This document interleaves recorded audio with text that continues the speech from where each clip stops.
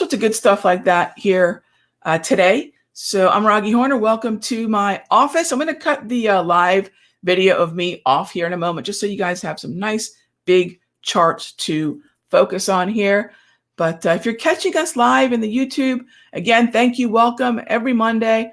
One of us will be here giving you a sample of what we do in the futures room with our amazing members. You guys will be hearing me read questions from both the live and the membership room. Happy Monday, everybody. Yeah, great to see everyone. All right, so what we're going to do, I'm just going to switch on over to the charts that we typically use and the notes that we typically keep. So this is how this works. Let me log into my notes. Let's see here. All right, so what I do along the left margin, this is for anyone who's new to the way in which we do our morning sessions. There'll be some notes kept on particular things that I'm watching for, setups that I will be taking. All those will be basically along the very left-hand side of this screen. The charts that I'm looking on will be on the other, 2/3, 3/4 of the screen. And just so you get an idea, I'm looking at 9 screens, and I'm looking at a lot of different markets. And then, the thing that looks most imminent for a potential setup, I will have on the screen in front of us. We'll start taking notes about what that potential setup can be. And that's how we operate here in the room in the mornings. So actually, for any time that I'm on the mic, I'm a big fan of keeping notes, not just for myself, but for you guys as well. So you can see we're going to go ahead and start our Monday notes here for March 29. All right. And so if you have to kind of slip in and out of the room and you miss a little bit of the conversation, don't worry about it, because you can just take a quick look at the notes and kind of see where the discussion is happening. All right. So let's do this. I'm going to go ahead and cut me out because, golly, we don't need that. There we go. So everything's nice and big for you guys on the live stream and in the futures room. All right. Great to see everyone. Do we have a special full moon coming? Is that today? I know the cat has been out of his mind. So yeah, heads up. We have a full moon, huh?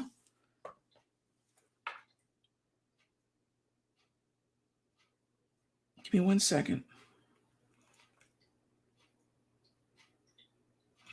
All right. So let's see, the worm. Oh, it's the worm full moon.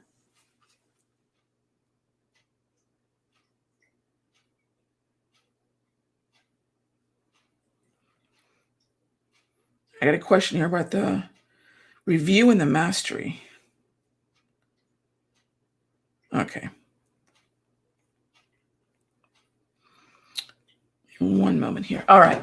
So, worm full moon. Wow. Like I said, the cat's been especially nuts the last few days.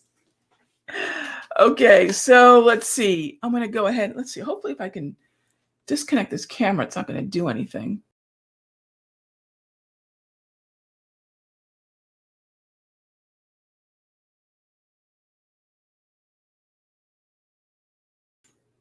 Nope. I got to keep there we go.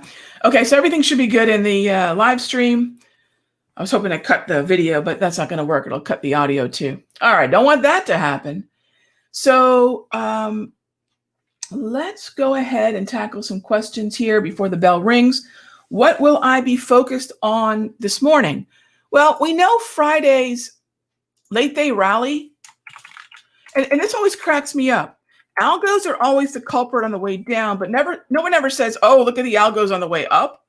I really didn't take much of Friday's action into the close too seriously, because this is really important, gang. The market really didn't cross any significant thresholds in terms of where it went. Let me show you what I mean. And you might say, well, if we're going to do day trading, and that's not all we do, right? I mean, it's going to be a part of what I'll do in the morning. But take a look at the NQ. That was the candle there. Now, if you caught my free video, and everyone has access to that, if you caught my free video last week, we talked about this double Darvis support zone being a pretty good oversold zone.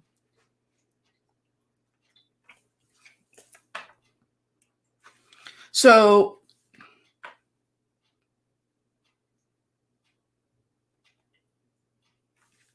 in terms of the oversold long position, that was really the only thing that would make sense in the NAS. Yesterday, the rally that we say Friday, not yesterday, Friday, was really coming off that position. It wasn't even a great zone. It was just the only one that we had. And in chop, it's the only thing that makes sense. So I'm no more excited about, golly, I mean, a lot of folks got very excited as if confetti was falling out of the ceilings because we rallied into Friday's close. Really what needs to happen now, and notice we weren't gapping up. We're not trading above 13,000 or 12,988 and a half, which was the high. We're not trading above 13,000. We're not seeing a big gap on the morning. So really tough to say that in chop that move meant anything, right? And the NAS clearly wasn't the only market that rallied into the close. What about the S&P, Rog? Are you going to say the same thing about the S&P? I'm going to say the same thing about the S&P. Do we take out a recent swing high? No. We didn't even take out the value area high for 2021. We haven't taken out even near-term highs with today's candle. So the near-term high, Friday's high, 39.68. Today's current high, 39.64. It doesn't mean that I think we're just going to head back down. It means that until we take out 68, we're not really seeing a shift in the psychology necessary for me to say that Friday's close meant anything at all. All right. So let's see here. Let's see, gang. Let me get a quick audio check from both the rooms. From what I can tell, everything should be good in terms of sound and video. All right, the bell's going to ring here in about 1 minute. Excellent. All right, sound is good in the futures room. All right, cool. So let's go take a look at the Dow. Now, gang, the Dow has been the relative outperformer here. All right. The Dow has been the relative outperformer. So in terms of the way in which I would view the Dow, I didn't need Friday's rally to be bullish on the Dow. We did not need Friday's rally to say that pullback buys are going to make sense and there's a good amount of bullish conviction. The structure of the Dow is distinctly different from that of the Russell, the Nasdaq, and the S&P. It's significantly different. So Friday's rally, great, that's cool. It bounced off the wave, bounced off the 21 exponential moving average. But because of the double green structure of the Dow, we really did not need that rally. It's nice that it happened, really didn't need it. All right. So remember where, and this actually takes me back to a really good question from the Charts and Coffee this morning, which actually covered, hey, Rog, are we looking at, what was the question? Divergence. And I mentioned I don't use divergence because to me, it's actually not an effective way to look at indices before. I mean, if you get to divergence as a very last filter or very last indicator-based way to look at market structure, cool. But the fact of the matter is, you want to start at the sector level and get down to the heavyweight stocks, and then you'll understand why XLI is outperforming, right? Because take a look at XLI, industrials sector, and take a look at XLK. Remember, XLK is the NAS in many ways through the view of Apple and Microsoft. XLI is the industrials ETF within the Dow Industrials Average. Transports, again, a lot of times those of you that are fans of Dow theory like myself know that transports are oftentimes the leader, if you will. I don't believe in leading and lagging all the time, but Charles Dow would have said, watch the transports if you want to see where industrials are going. And I'm a big proponent of that. Hard to bet against the Dow with this kind of structure. Easy to not like the Nasdaq, and even in some ways the S&P with this kind of structure and XLK. At the sector level, you can see why certain indices are outperforming. All right, so the bell is rung. I'm not in any rush. We're not like horses running off at the gate as soon as the shots fired. What we want to do is now take a look at the way in which the open's going to do a few things. Create a range. So we're going to watch the range. So after Friday's end of day rally, what's the mood of the market?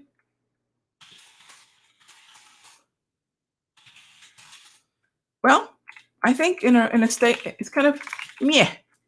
All right, we have a candle that's not taking out the highs of last Friday yet. We'll see how the market behaves. We will watch for V-score and HPMR lows. Those are buyable in this environment. I don't want to short the market. They are buyable. We are also looking for or tracking the range of the 9:30 to 10 o'clock clearing range. That's what it's known, clearing or opening range. Okay, so these are things that we're going to track for the next 30 minutes. The only setup that I'm really interested in is any kind of V-score low or HPMR low, which means the market's got to sell off, hit one of those volatility or volume-based lows during the clearing. Otherwise, we'll wait for the clearing range, and then we will look at the high-low of the range and potential breaches. Okay? Okay. Excellent. So it's what we do every morning. Is it an active style? Not even close. What are we waiting for? We're waiting for a true edge. Waiting for a true edge. What does that mean? I've either got the market tipping its hand, giving me a clearing range breach. I've either got the market giving me a nice low from which I can control risk as we test the volume or volatility low. Or ultimately, probably the most aggressive thing that we could have is if we get a trend. Now, frankly, we are getting a trend right now. We are getting a double green trend in the S&P, the Nasdaq, and the Dow. So let me show you what that looks like across all three of these. We'll start with the S&P.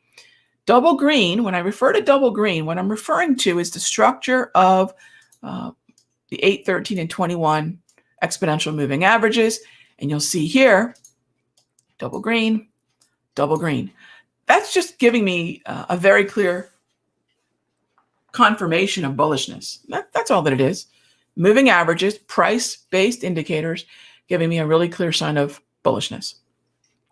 So the levels we're sitting at are meh, okay, until price can take out Friday's high. That would be a significant, I think, an important level to establish some momentum above.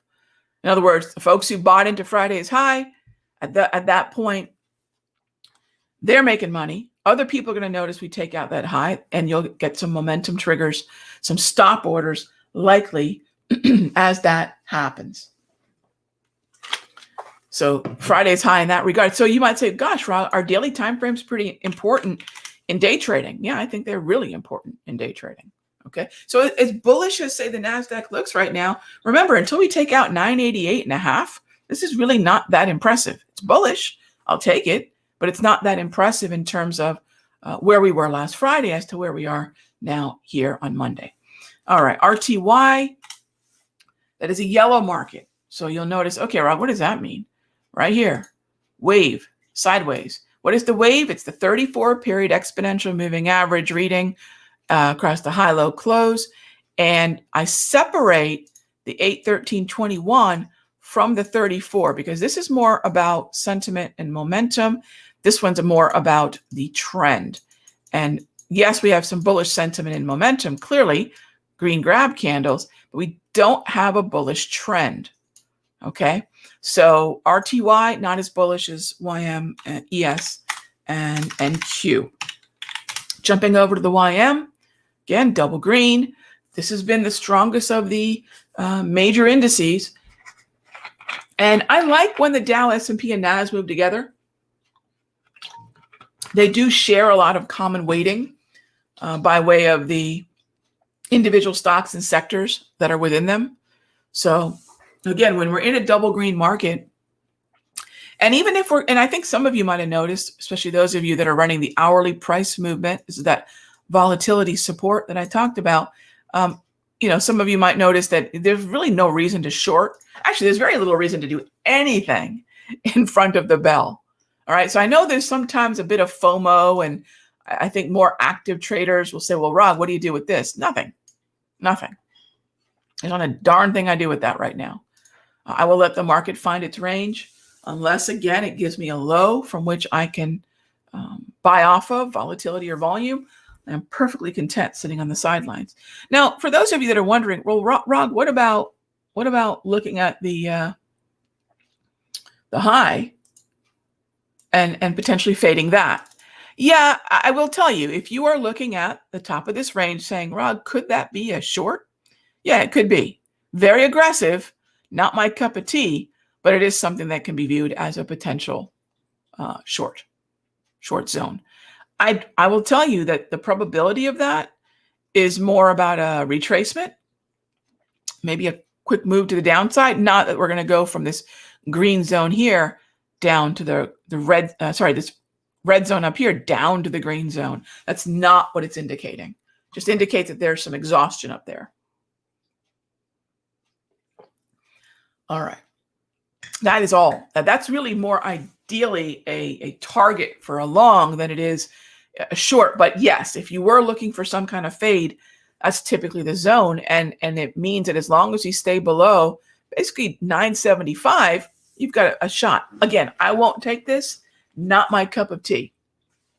But I'll at least point it out because I think some of you do want to be able to find some more two-way trading action, and that would be the way in which I would view that. So there should be a nice stall there. If nothing else, there should be a nice stall there. What about the S&P? Should we get a stall up in here? Yes, absolutely. Same idea. So what I'm trying to show you isn't necessarily, hey, I want you to short this, but some of you that have seen this before might get a pretty good idea of, okay, Ron, that could be a stall. The stall has to precede the reversal, right? You want to see a stall. You want to see a reason why the market might have a more difficult time continuing to climb higher. And in this case, we're talking about a value area high, volume derived level, and the HPMR red zone up there, which is a volatility derived level. Okay. And that all that could mean is the market's going to take a quick stall. It might retrace, but that's all that it is. It's resistance. That's all that it is. Doesn't mean that it's impenetrable. It's just resistance. So I wanted to take a moment to at least point that out because I think the markets are going to stall a little bit up in this area. Notice that it did at the very bottom of the range of that red zone, that HPMR resistance, and it's a lot stronger. It moved a little higher into the YM red zone, that HPMR resistance. All right. So this is where we may see a little bit of a stall. All right, that's all. The NAS is not, I don't believe the NAS is at its HPMR. Now, if this market were still yellow, in other words, the wave was indicating a non-trending market, it might be a little bit more tempting to say, hey, that could be a fade, right? It might be a little bit more tempting. But in a double green, I'm not super keen on that. I think we'll probably sell off a little bit, and then we'll likely find some support. And if the double green market's any indication of what's to come, it'll probably be the market gathering steam to continue higher, okay? What I'm trying to say is in a double green, while we might reach resistance, use that resistance to time a retracement buy, not a reversal short, okay? Two-way traders start to think about fading, and that's okay, but I'd rather you stick with the overall trend. And if you don't want to do anything before 10 o'clock, keep this in mind. Any trade that sets up and triggers before 10 a.m. is aggro. Why? Because we don't have a full picture of volatility quite yet. Okay? We don't have a full picture of volatility quite yet. All right. Next up is, hang on, okay, let me take a look at some of the questions here popping up. Yeah, slow trader. Am I still using that March 8 HPMR? I am. I actually have on my on my to-do list to update it for tomorrow's session.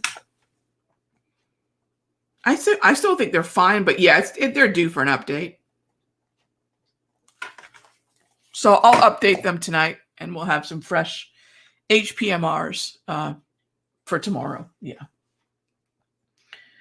All right. Next up.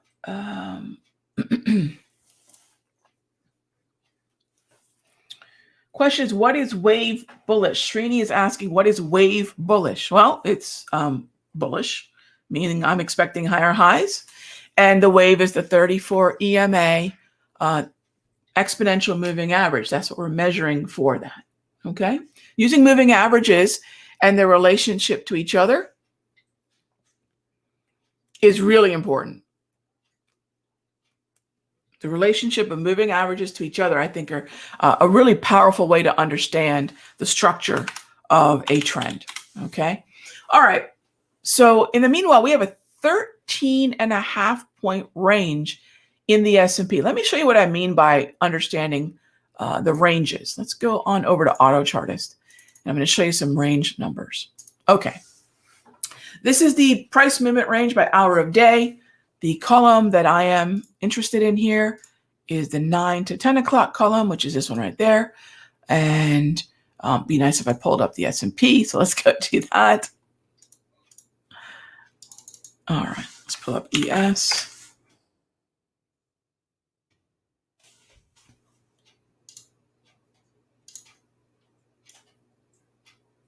Okay, so when it comes to ES, what we're looking at is average 18, low end just under 13. Okay, so I want this market to at least trade above 13 points, but frankly, not over, say, 23. Okay, somewhere between 13 and 23 points is going to put us in that 68% probability. That's how we measure, quote unquote, normal or more predictive type price action. Okay, same thing on the NAS. All right, let me do it again and show you guys. 9 to 10 a.m. right in here. All right, so I want to see the NAS right about the high 60s, call it 68, 69 points. On average, about 90. But frankly, I don't want to see it go over about 115. So what would be great is at least around 69, 70 points. Average is 90. That's terrific. If we get there, and about, call it, no more than 115. No more than 115. So I want to see it stay below 115, but I want to see it above, say, 69, 70 points.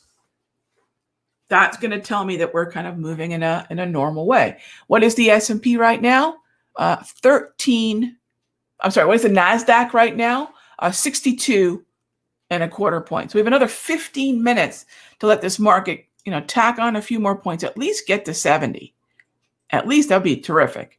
Above it would be even better. But right now it sits at 62.25 points. All right. So it's a little bit below average, but we haven't really given it enough time to sort of put in its range yet, but keep that in mind. Those ranges are really important, gang. Narrow ranges make stop loss placement a little trickier because at any given time after 10, the market can suddenly start to expand its range and act more normally. And if the stops are placed on the volatility that was and not what typically is, a lot of times the market will stop you out and go in the direction of your trade. If the market's really, really wide, in other words, it's gone above the upper end of that hourly price movement range, then we know we've got a larger range, possibly an exhaustive range. And unless the market's just going to grind higher all day, usually that increases the probability that we'll stay stuck in a range, back and forth, back and forth, back and forth. Okay. Let's see here. Who is the first person who gets booted out of the the live stream today? All right, there he goes. Yet I don't know why these folks think we won't boot them out. Pushing Bitcoin. Pushing some phone number. Oh my gosh, really? Get out of here. All right. So Seth asked, do I have triggers set in my day trades like I do in sector secrets? Seth, sector secrets are usually longer term time frames. So yes, I do try to find triggers, but it moves so much quicker, right? So we don't, I'm looking at 1 minute time frames here. As much as I would love to give us a really good heads up, between 9:30 and 10, the best heads up that I can give us is, hey, let's wait for the market to trade to this level down in here on the V-score and this HPMR, which actually is going to overlay pretty decently, actually, because my V-score is coming up in here. You can kind of see that. And my HPMR is down in this area too. So that's gonna be at least a place you can say, well, when we start approaching, say, 39.43, would that be a zone to keep an eye on? So you're not completely out of the loop as far as what I would want to buy in the first 30 minutes of the morning based on volume and volatility exhaustion. But some things will be a little bit more, actually, I try to keep most of it with a decent shelf life. And on a 1 minute chart, if we have a shelf life of 3 to 5 minutes, that would be great. Okay. Do we have the HPMRs and labels for TradeStation? HPMRs, no. Some of the labels, yes. Some of the labels, yes. All right. So let's go back to where I was saying that we were getting rejected at the HPMR high on the Dow and S&P. So like I said, it's really a matter of a stall.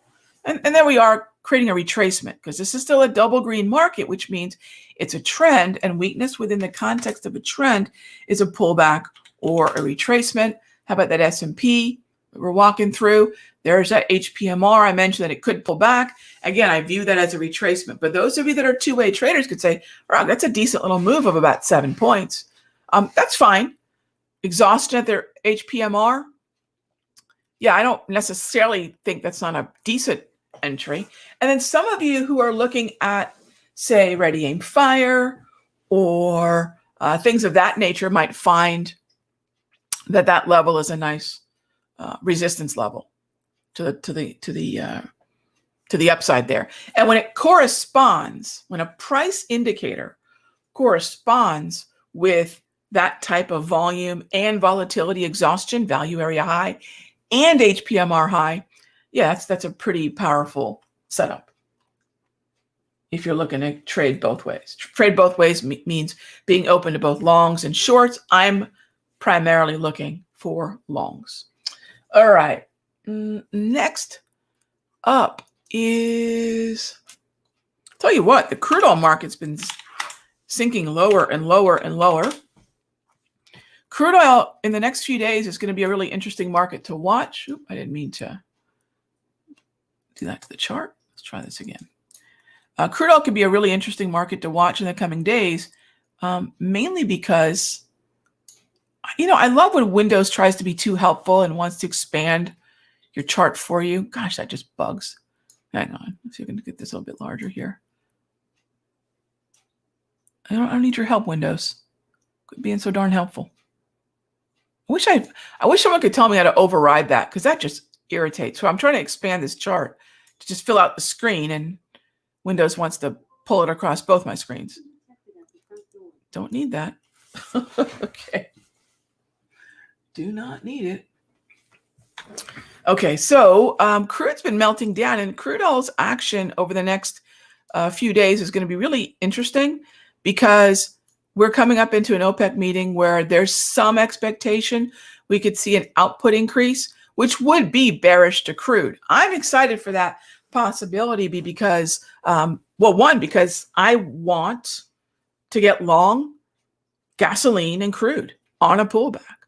And so gasoline probably more so. That's going to be a swing trade in the RB or in the UGA ETF. And then for those of you that understand that connection between the underlying commodity and the stocks that rely on that commodity, oil stocks and oil, you know that there could be some really nice pullback plays to be had on the XLE, OIH, XOP. So that could open up not just setups here in the futures room, but then also potential ETF and stock setups. Okay. Um, next is, and for those of you that are wondering, what am I waiting on for this breach? It's the first, again, 30 minutes of the morning, first 30 minutes. And then probably after we get some of our day trades in, sometime around 10:30, 10:45, we'll look at some of the potential swing trades, okay?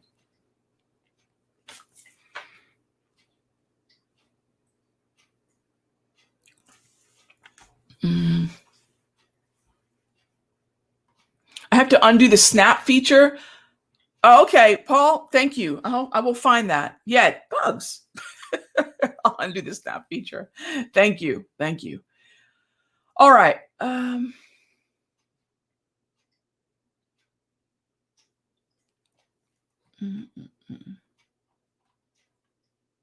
Gold is not having a good morning. Hey there, Dan. Yeah, and neither should it be. You know, we've talked about gold in the futures room, and the preoccupation with it, I get it, is sort of a permanent thing. But those of you that have followed the way in which I recommend you guys watch gold has everything to do with real yields. You know, this constant blathering on about gold being a flight to safety and things like that just so missed the point. Gold has an inverse relationship to real yields. So when real yields are going higher, which we know they have been, we know gold is going to be under pressure and very likely go lower.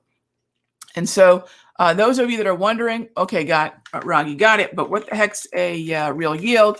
It's the nominal yield of a bond minus the rate of inflation. And if the yield of the bond is going up, right, and the Fed keeps saying inflation isn't, that chasm keeps getting wider and wider. Real yields are going higher. Gold will be under pressure. Okay, gold will be under pressure. So in some ways, can you say, well, Raghee, you tell me gold is somewhat inverse to bonds? Yes, don't forget to take that rate of inflation out of the equation. All right, hey, by the way, gang, let's go back on over to the NAS because it does seem to be heading down towards a potential V-score low. Let's jump on over there. And again, gang, just the sheer amount of just giddy silliness about Friday's rally, I really tried to drive home how misplaced that was. Again, the same folks who will say, oh, it's just in the machines driving things lower. It doesn't work the same way on the upside. Of course it does.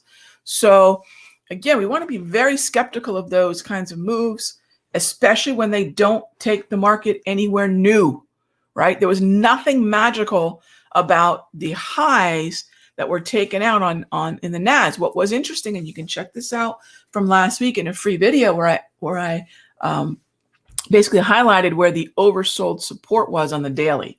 That was a decent place to look at some QQQ calls. To get all giddy about a rally on Friday, please. Was that even, again, it wasn't even any technical levels that were taken out of any importance. So I really want to drive home. Don't let financial media sort of get you excited about something that really there wasn't any merit for. Okay, that's just total noob stuff right there. All right. So does the same real yield, hey, Iowa Brad, great question. Does the same real yield relationship apply to silver as it does gold? Not really. I mean, clearly we know that silver is going to have some relationship to gold as a precious metal. But what I usually recommend looking at silver as is caught between copper and gold. Manufacturing application like copper and gold to play on real yields. So it ends up in the middle.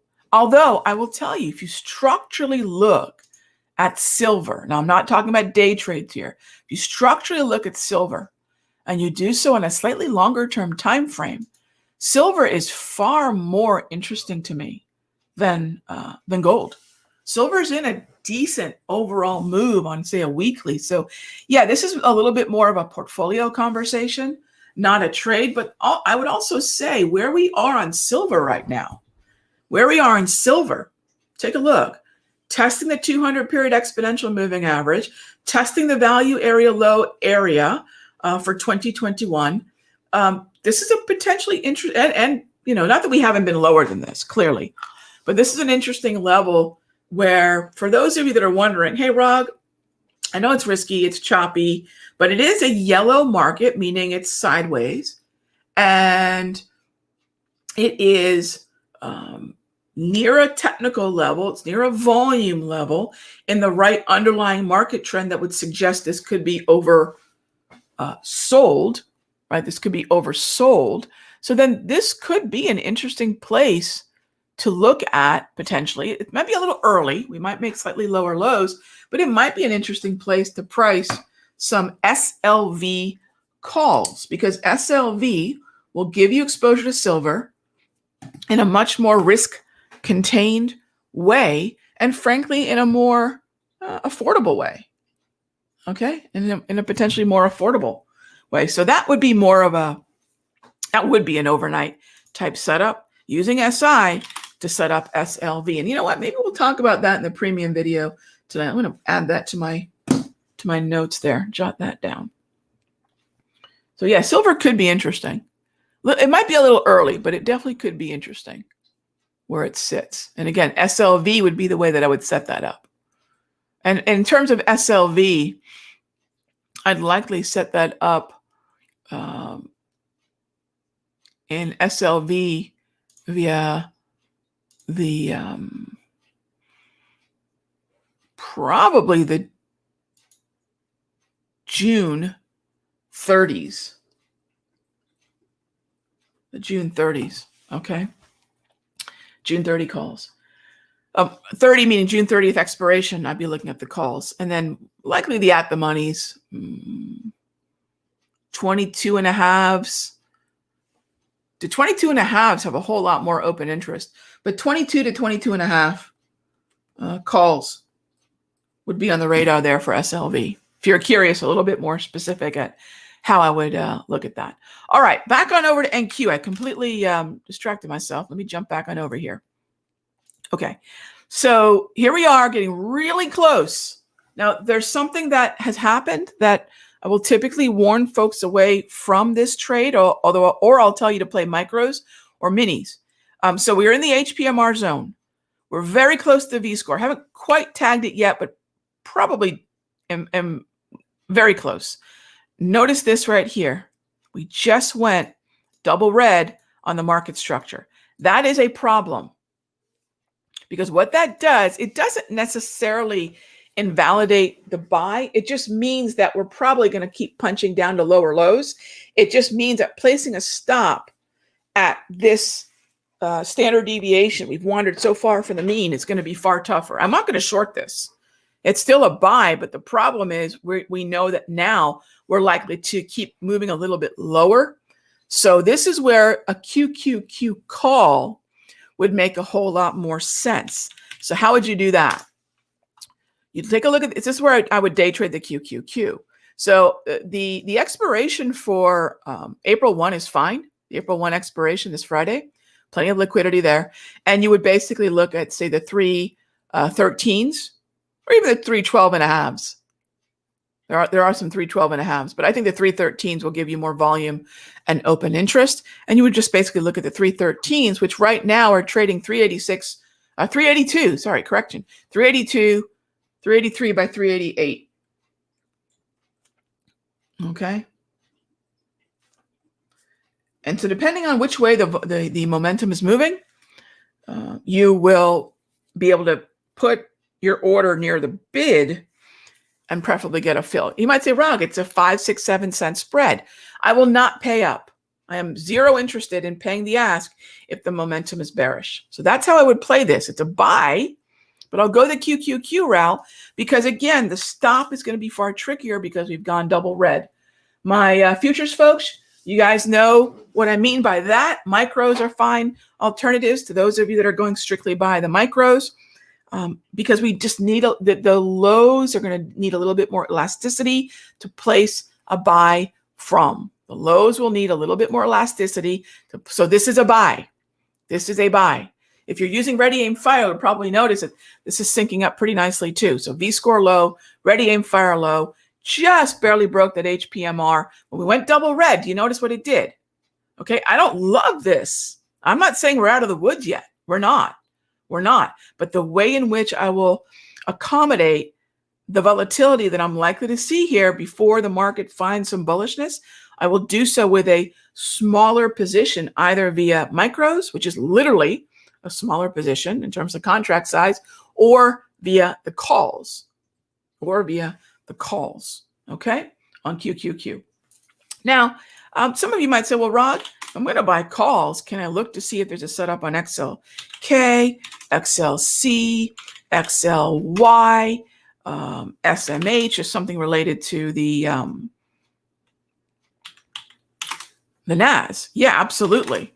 XLC comes to mind for sure. It's yellow, second heaviest weighted sector within the NAS. XLC would come to mind. So you do the same thing on XLC. Problem is, there's very little volume on the options chain of XLC. So that's why we just end up not being able to go the XLC route. So you would have to find something slightly decently weighted within the XLC, like a Facebook or Google, as an alternative. And I usually just don't want to go there. Okay, I usually just don't want to go there. All right. So not my favorite because it went double red. What's the takeaway here? All right. NAS reached the V-score low with a double red.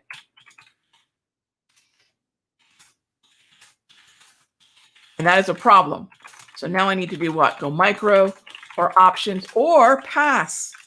That's not ideal. You don't want to fade lows with size in a double red environment. Okay, so that is the NAS. And as the NAS is moving lower, well, let's think about something else we can do. S&P. Well, the Dow is not flinching at all, is it? The Dow is actually staying pretty strong.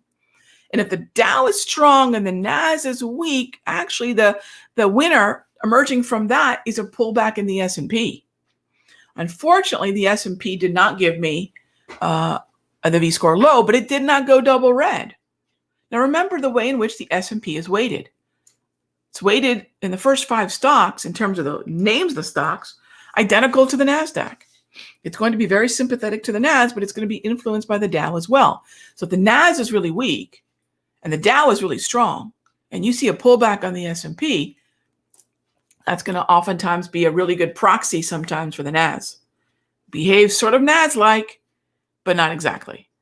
All right. No, got very close to the V-score, which means, yeah, we're looking at a long. I'm sure not looking at a short, and it maintained the yellow, which means we're still in a sideways market where I could say this is oversold, not lower lows within the context of a trend, which is the problem we have on the NQ. All right, the other thing to mention is that my NASDAQ and my S&P just breached to the downside. All right, it doesn't mean that I can't buy them, but it does mean that I probably want to keep an eye on the Dow all that much more now. And secondarily, I want to keep an eye on the S&P. So YM is strong. All right, waiting for a breach. ES would be my next choice. Now, NQ is double red. So using ES as a proxy for NQ makes sense today. All right, that makes sense.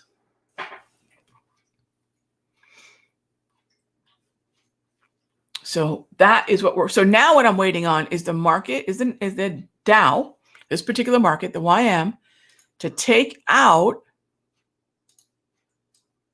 32,976. 32,976. I'm waiting for it to break higher through that level, and then we will start to look for the retreat. So as soon as that breach happens, I think it probably will, although we're not there yet. So, but once that happens, this shaded area here, that is the Fibonacci retracement zone of the clearing range high-low, and it's a really nice place to see pullbacks too. So that's what the retreat is. The breach, by the way, is taking out the resistance up here, 32,976, and the retreat is this, that zone right in there. And that's what we're waiting for. I don't have that working for me on the ES and NQ. We may on the RTY, too soon to tell, but that's definitely front and center on the Dow. All right. And these are mixed markets at this point. This is mixed. Why? S&P and Nas are weak. Dow is relatively speaking strong. And so it's easy to say, and we could have said this a while ago, but it's easy to say with a lot of confidence at 10:07 a.m., mixed markets today, which is not ideal. Mixed markets today. All right. So I think the only thing that even looks remotely interesting is maybe some V-score longs on the, so I want to prioritize V-score, maybe HPMR, right? We get down there, low buys in ES, not NQ. NQ is fine, but again, once it goes double red, not as good as a market that's maintaining the yellow, and that is our ES, which is going to be a little bit more sensitive to the relative strength we're seeing in the YM. So the ES lets us sort of trade the NAS without that double red problem. Okay. All right. So that is what we've got going on there. Okay, so now we're just going to wait a bit. Now we're just going to wait a minute. So let me do this here, gang. Give me just a moment. I'll be right back, and keep an eye on this V-score low here on the ES. I'll be right back.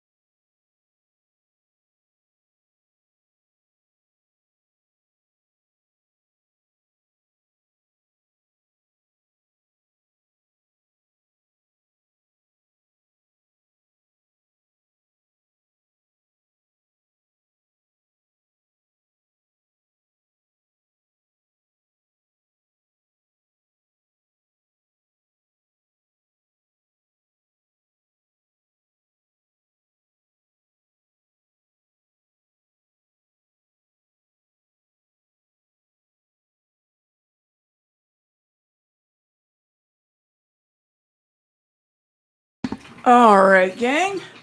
Thanks for that. Okay, so we are waiting for the V-score low in the S&P. And even more so than that, I want to prioritize a breach retreat in YM. So mixed markets, trying to take advantage of a V-score low. The best one that we had is a not so good NQ setup. Again, the double red lowers the probability of a nice clean bounce. It increases the probability of slightly lower lows. ES, I like where we are in the ES, generally speaking, for a potential bounce buy. Yellow underlying market trend, value area low, really close to the V-score, really close. So this is an interesting zone to look for a potential buy from. I just want to give you all a heads up. Where is the actual level for the V-score? It's sitting at about 38 3/4.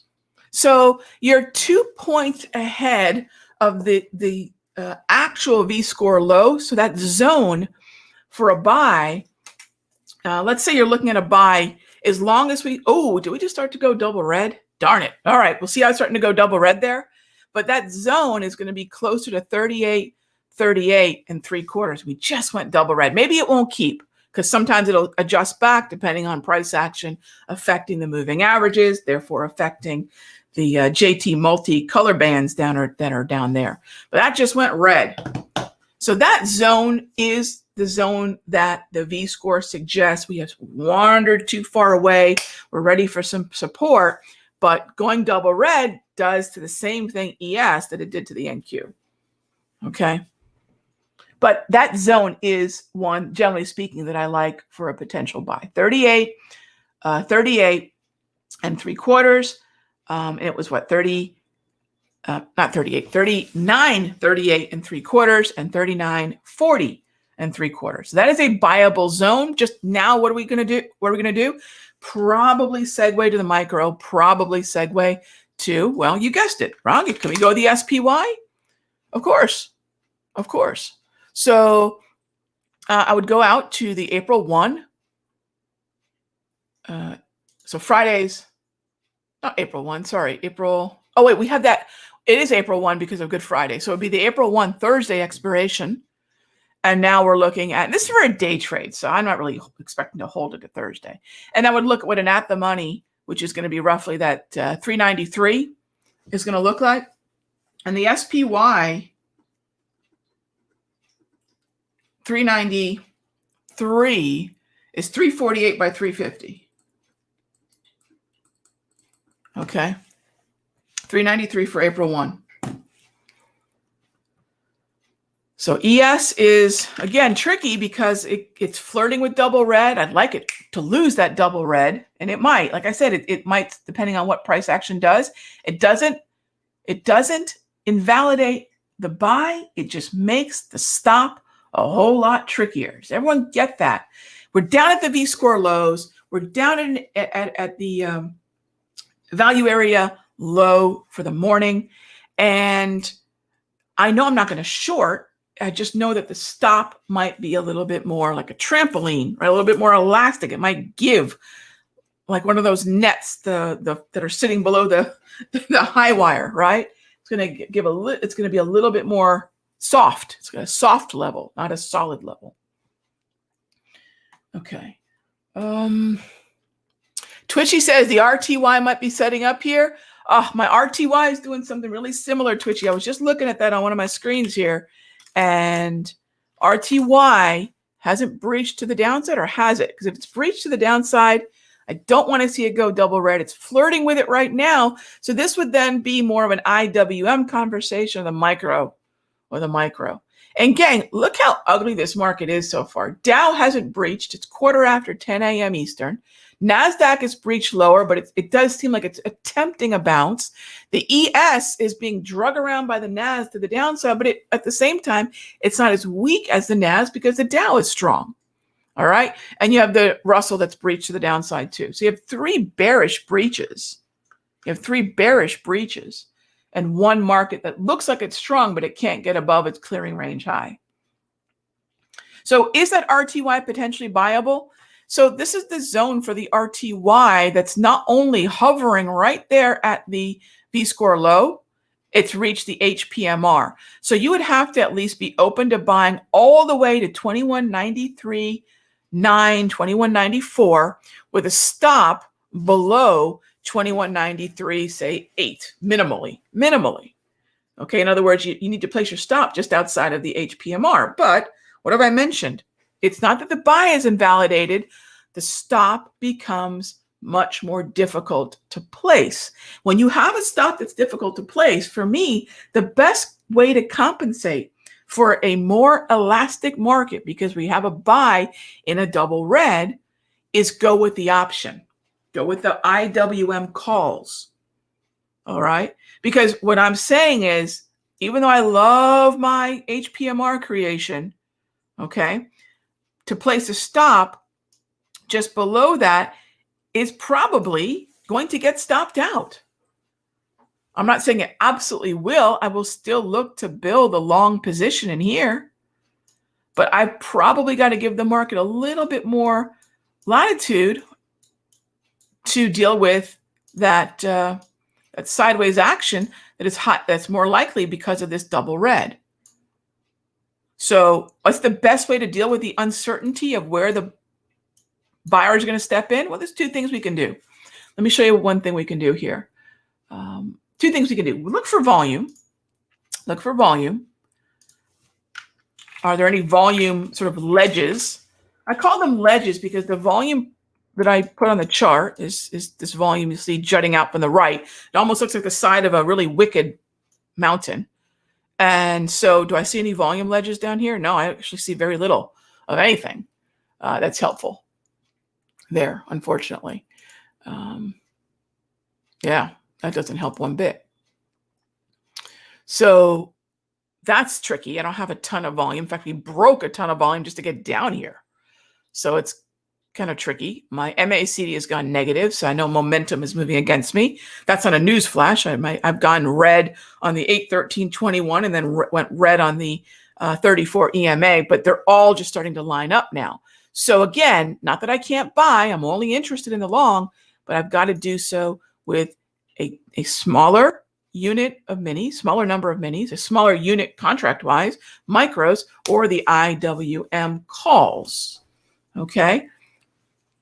IWM calls. Another thing I could reference would be, let's go back on over to our price movement ranges. What is the expected price movement range for the Russell right now? 21.93. So for those of you that are asking, Rog, where can I place a stop? I mean, I don't want to place it any closer than 21.93 even. This is 21.93.1. I don't want to place my stop any closer than 21.93 even. And I would say even 21, say 92.8 or something, just out of reach of that number. So what am I going back to? I'm not arbitrarily placing stops. I'm looking for volume. I'm looking for standard deviations of volume. I'm looking at in this case, I've moved on to volatility, historical volatility. Because what most traders will do is say, well, I'll risk 1 to make 5 or some arbitrary nonsense, which is what 90% of risk reward ratios are. All right, just some arbitrary, well, I'll risk X to make Y. Where do X and Y have any justification? We want to use volume and volatility to justify, well, why would we hang on? As opposed to not. Why would I hang on for 21.93? Well, it's the lower reaches of my volatility, and that's the minimum, gang. But I'd rather you just go with the IWM and risk minimally 15% of premium paid up to 25% of premium paid. Okay. All right. So. Gosh, what an ugly morning. I mean, I've got a couple buys here at the lower end of the ranges, but it's pretty hideous right now. Again, notice how that double red environment really puts pressure on buyers to work much harder to support price. The only place that I don't have double red is the ES and the YM. So you might say, Rog, should we just focus on the ES and YM? Yeah, probably makes a lot of sense. Okay.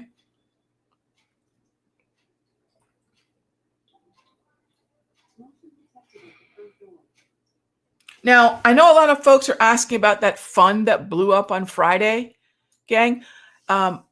Look, I know there's a lot of concern about that, as well there should be. But let me just remind everybody of something that has nothing to do with that fund that a lot of bulls are going to say, see, would we be right except for that fund blowing up? Here's the thing, and it's almost like saying, hey, newsflash, Friday's rally did not really go anywhere. What does that mean? It's like my dog in the backyard. Adorable little thing that just runs back and forth within the confines of the yard, right? We need to do that to protect her, but I mean, she's just going back and forth in our yard. Well, is she going anywhere new? Well, we don't actually want her to, right? But she's just going back and forth.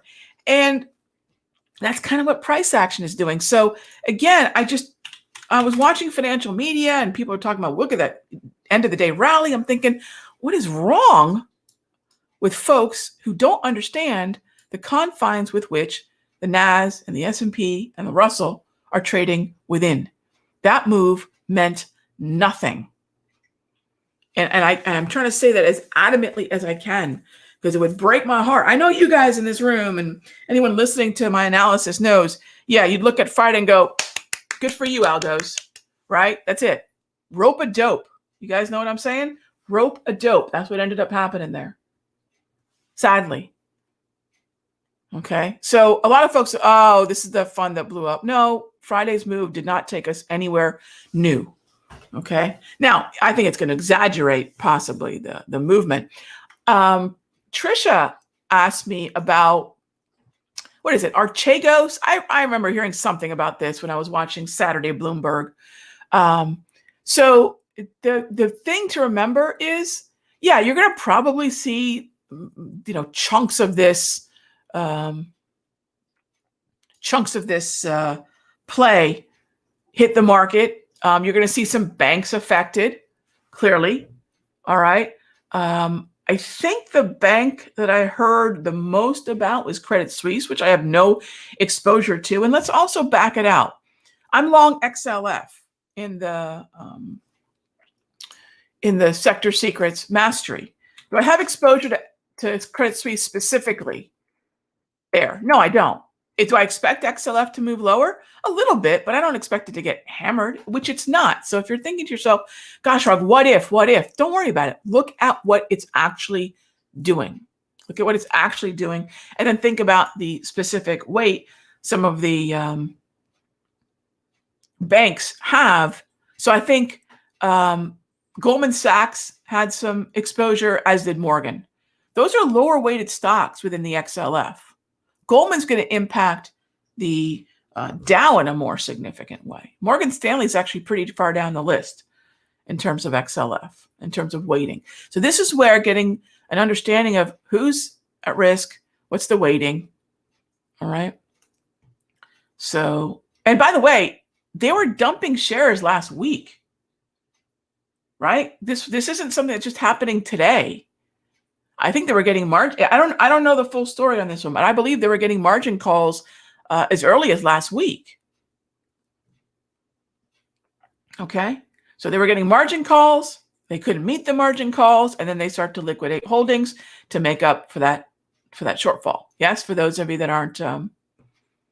But I believe they're a family office too, with a lot of exposure to China, and I think Viacom CBS was part of that conversation. Discovery was part of that conversation. All right. And I've heard losses somewhere in the vicinity of 2 billion. But again, I'm not on top of this. I just remember some of the little sound bites that I heard on Bloomberg on Saturday or Sunday or whenever it was that I looked at this. They annihilated the Asian markets, though. If you take a look at what happened, I think in the Asian markets, like Nomura, got hit really hard. So for those of you that are asking me about that and wondering how much does that have to do with this, I think the move today, or at least the stall today, was inevitable. But this might be adding a little bit more bearishness to that. And then as far as the exposure goes, this is where, 13Fs are what you'd have to. Again, I don't know the full exposure, the fallout. I really don't know. Okay. The full exposure in terms of the fallout. I do know these folks used a lot of swaps as most of these situations happen. In other words, they were over-leveraged knuckleheads. It's almost every time. When you look at these culprits, is it the market? No, it's these knuckleheads that are over-leveraged. It's the long-term capital management story all over again. Guys who think they're too cool for school, they operate under the new math, they over-leverage, and then whoopsie, value at risk becomes too high. And everything implodes. All right. So, yeah, kind of a slow morning here, gang. I'm waiting for my pitch. NQ has recently gone yellow. That means the V-score lows are back in play, but it doesn't mean that we won't go double red again. Again, all we were looking at is some QQQ. So for those of you that are wondering, okay, Rag, if I scooped up those QQQs, all right, I'm just kind of following along today, not necessarily jumping in, but I just kind of want to follow along with you. All right, so just out of curiosity, my futures folks, did anyone take a look at the QQQ, the at the money QQQs, 312 and a halves? Yeah, what did you guys pay?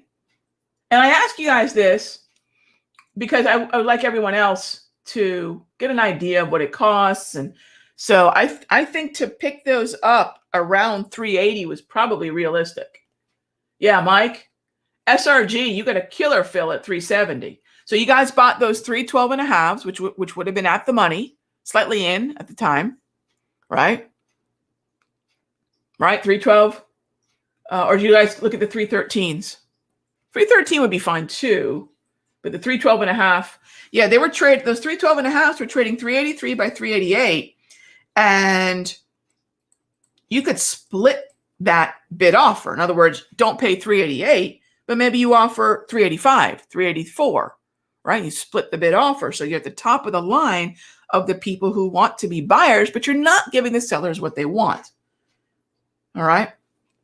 Yeah, 380 was pretty realistic for those 312s. Yeah, I agree. Okay. And you can do a call spread. Sure, you can do a call spread. Sure. And then so the question becomes, all right, Rog, what's the risk on that? So let me just show you 380. I think the first place you want to calculate is a 15% drawdown. So about 57 cents. And the second number you want to calculate is a 25% drawdown. And that would be my threshold for this. So we're not necessarily using the underlying price as a sole determining factor of whether or not we're able to stay in this trade or not. We're actually using a value in terms of premium paid. So somewhere between 57 and 95 cents. Now somebody might say 95 cents? Rog, I bought a bunch of these. I don't know that I want to risk 95 cents. Then fine. Go with 15%, go with 20. Just use a premium-based threshold in lieu of a hard price-based stop on the chart. Because again, in a double red, that becomes far more difficult. Right? And then we also know that the SPY, we had a similar conversation. Let's if we want to scoop in and play the ES, we can look at the SPY. Again, I don't love this, but I'd rather the Dow have breached, but even that's rolling over right now. So again, I think Friday's rally into the close was absolute rubbish. It's a sucker's rally. People got entirely too excited about it. It did not carry the market anywhere significant in terms of taking out new swing highs. That's the litmus test, gang. Don't get suckered into, oh my gosh, what a great close. Did it take the market through significant price, therefore psychological thresholds that would have led to a little bit more optimism on Monday? Now you might say, no, Rog, and then we got this hedge fund news. Yeah, I'm with you there. So it was a double whammy in many ways to the markets to not have crossed significant thresholds on Friday's rally. And then you've got this hedge fund implosion news. I don't know why people think the guys who run these things are so smart. I can tell you firsthand, they're not. They're just better capitalized than you and I. And then when you saw in the GameStop shenanigans, they also have, but I don't know, do you have buddies that you guys can call and borrow $2 billion from? I don't. Yeah, I guess I need new friends. Hey, I was over leveraged on GameStop and a bunch of Reddit kids just absolutely rocked my portfolio. Yeah, I know it was over leveraged. Sorry, yeah. I owe you dinner. Can you loan me $2 billion? Exactly. So I don't know why people think these people are so smart. They're not. I've talked to far too many of them. Are there some that are? Yeah, I'm not going to say they're not. But this kind of status we give them as market gods is so unwarranted. I respect retail traders far more. someone who's got their own money on the line, making decisions on their own, who can't call people up every time they blow up. And then you've got the banks where, good for them, too big to fail is a thing. No one comes bailing us out. Yeah, $2 billion, right? What a phone call. How does that phone call even begin? All right, gang. So let's see. Dow did not breach, but it's still hanging in there. I don't have enough bearish momentum to short into. Although RTY is looking pretty darn ugly. So for those of you that are wondering, Rog, will you short this? I will not. I will not. I'd rather be flat or have a handful of options in the market to the long side than short this. I have right now still a standing long only approach, but for the most part, I'll take a couple small positions with some options, risk maybe 15% if anything, and if at the end of today I'm pretty much short, it's kind of an ugly morning, right? Rope-a-dope into Friday's close, this hedge fund, and then now just these really ugly mixed markets. The other thing that I will say again, just in light of at least touching on the topic of two-way trading, your Russell's gone full on double red. That is a short the rally swing short. In other words, if the market rallies into the 13 or 21 exponential or even into the wave, if you are looking to short, double red's where you can do it. Double red is where you can do it. So small caps are getting annihilated here, which has kind of been a constant. Although those of you in the futures room know I don't love the Russell.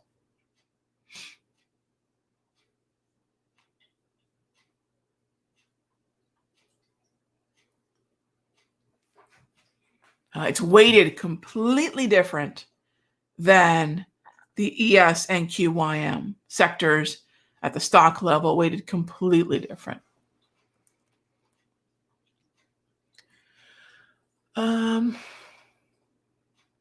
What else do we have here? Let's tackle some questions here. Just kind of I was hoping for a little bit more interesting a morning.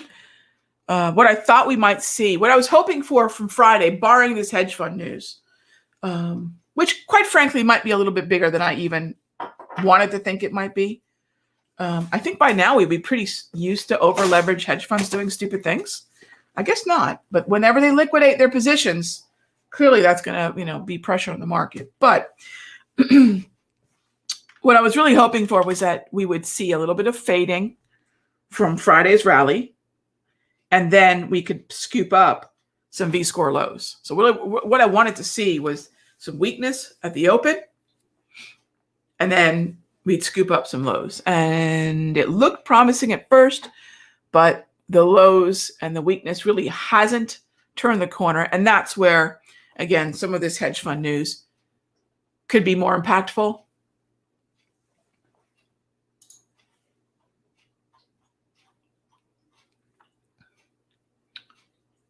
But I'm still a fan of looking at the long side, because you know what's bigger than a hedge fund imploding? Jerome Powell and the printers.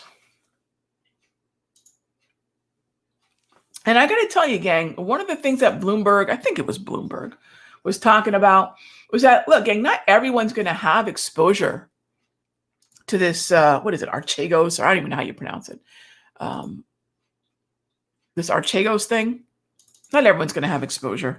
I don't think it's that broad. Now, sometimes just the news, the chatter about this thing can actually be more damaging than the actual unwinding. Like I said, they've been unwinding since last week. So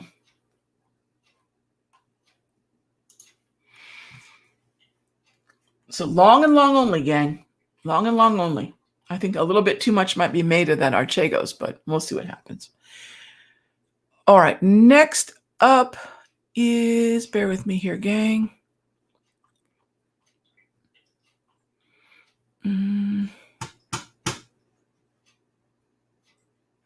I'll tell you what, I'm very interested in what we're going to see out of the European close. We talk about the Bermuda Triangle here in this room quite a bit. I'm very interested in seeing what happens with this European close. I'm still, look, as weak as this morning's been, when you take a look at the Dow, it still hasn't given up. The ES also has not given up. Neither have broken their V-score lows. Clearly, NQ has been weak. It's been a lot more tricky. Let me show you what you want to avoid. Okay, this is probably more important. You want to avoid prolonged double red, like we see here, red, right? Red. You want to avoid prolonged double red with the break of the V-score. See, we're down below the V-score low for the morning. That's, for the most part, what I want to avoid. Let me show you what the next worst would look like and what the difference is. Here's the NAS.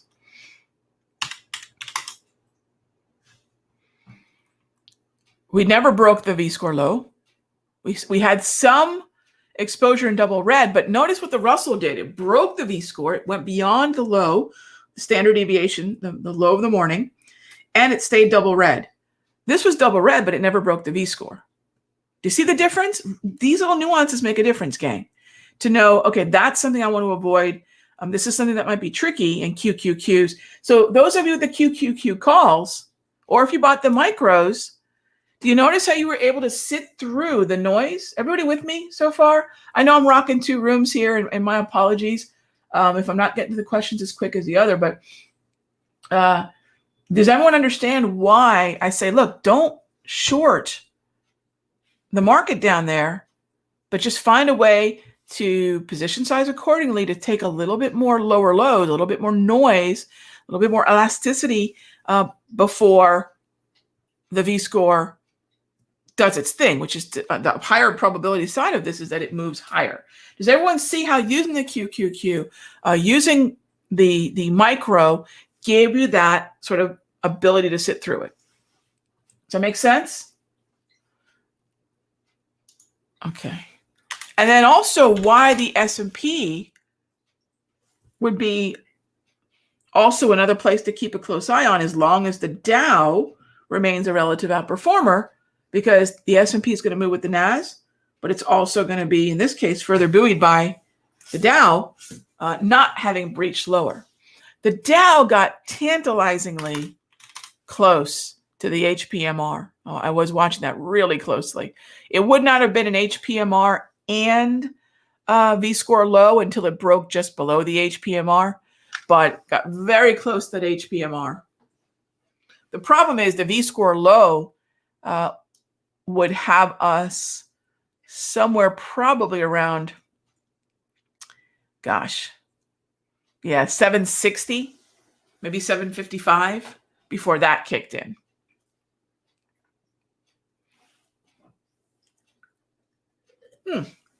Who knows? We still might get it. Who knows?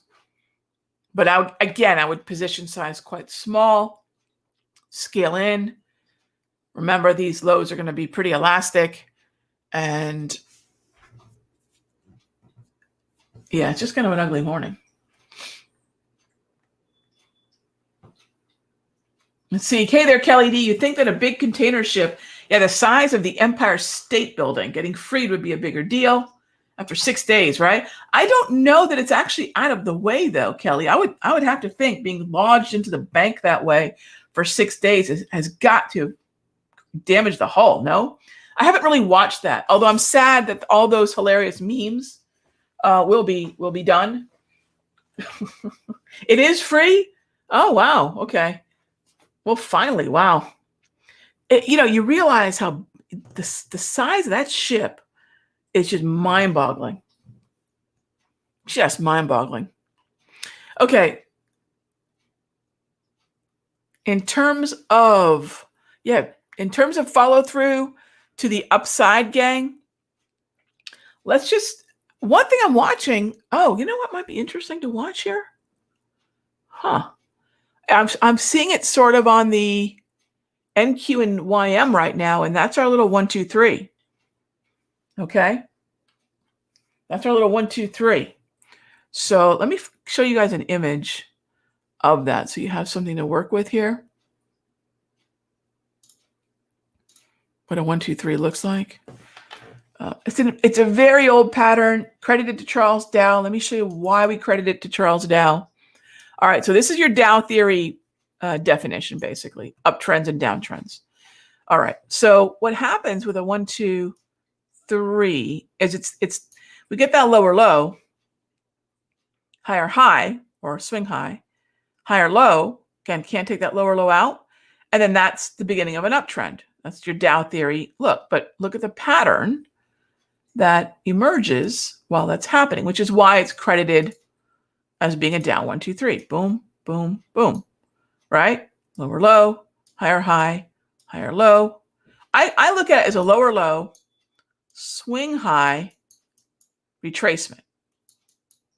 I like this 3-point to be at least 382 to 50%, even to 618. It could be a double bottom too. If you can create a double bottom here. There's nothing wrong with a double bottom. But I like that number 3-point to be a retracement of some Fibonacci significance between 1 and 2. But that's why it's credited to Charles Dow, which rightfully it is, because you can see how the beginning of the uptrend begins with this cute little pattern. So here's another look at that pattern, another little bit more clear look. All right. Now, does that start to emerge a little bit more clearly? Now, this doesn't have to be a daily time frame trend reversal, although it can. It can. But it can also be intraday. So if, let's say, the Dow was to give us a 1, 2, 3, this is now sort of using it a little bit different.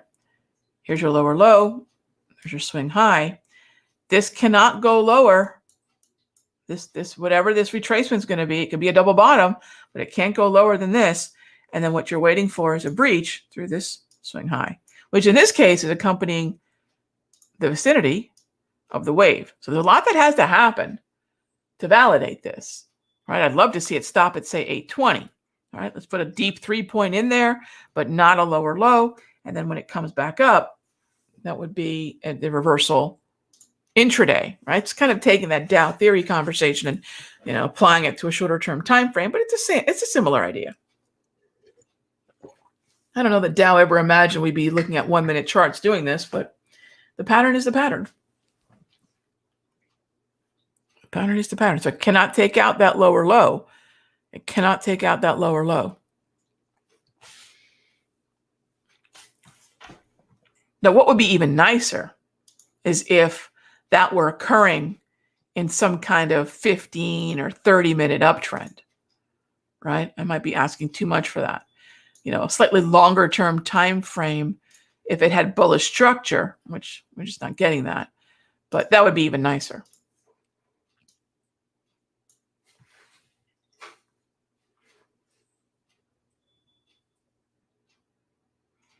Okay, let's see. The volatility squares, yeah, that's called the HPMR, Dr. VWAP. I like the name. Yeah, they're in the room drive. They're in the room drive for Thinkorswim.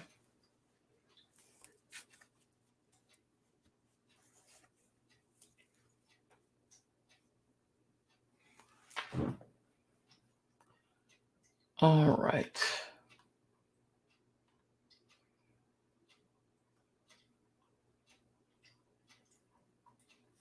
Next question is, all right. Let me get on over to the live stream here and grab some questions. All right. So we're focusing on some day trades here, gang. If we have some time, which we should, we can take a look at some longer term setups and conversations. Sure.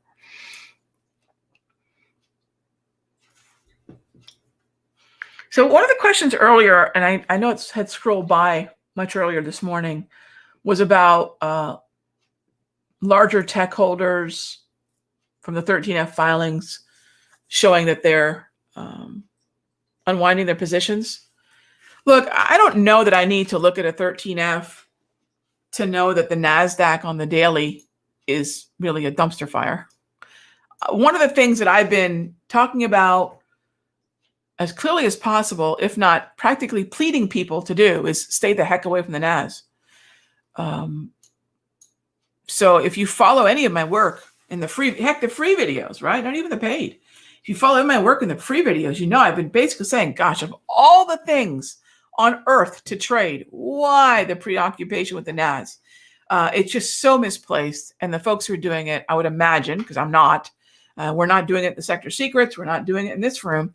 The last swing by we even discussed was potentially the Dow, not the NAS. This thing is just hideous. Where are you going to find an edge in the Dow? Almost everywhere. XLY, IYT, individual names. S&P is a little bit better when you focus in on things like the financials. And the NAS, the only thing that looks even reasonable is the XLC. And it looks like XLC was hit hard by the 1-2 punch of Facebook selling off in front of the Capitol Hill testimony. And then now this VIAC news with this chucklehead hedge fund. It's just been tough to want to even engage the NAS. Even finding relative outperformers is difficult. What do I mean by that? Take the Nasdaq and acknowledge what it is. It's a big group of stocks.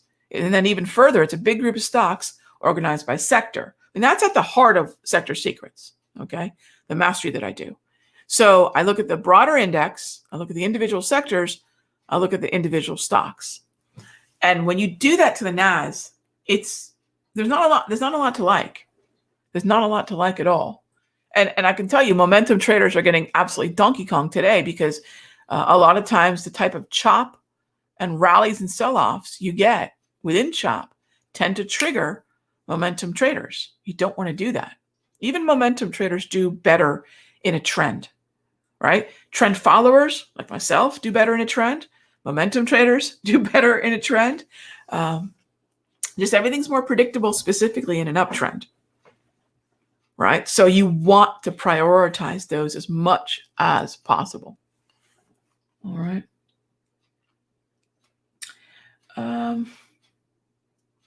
Yeah, and we'll transition to some longer term play conversations here in a little bit. Probably what I'll do here around 11 is we'll take another little break. I'll give you guys a quick break. Yeah, my throat's been, I don't know what, just worn out the last couple of weeks or so. So I'm going to give myself a quick little break. I know some of you have been listening to me now for 2 hours. That's a lot. Kudos to you guys. All right, morning vitamins taken. All right, so we'll take a quick break, and then when we come back, I'll be happy to take a look at some longer term questions also and some Q&A. But let's take a little bit more now as we go here. Do I like the Looney? Hey there, Mark. Yeah, 6C is one that we've been talking about quite a lot in the futures room.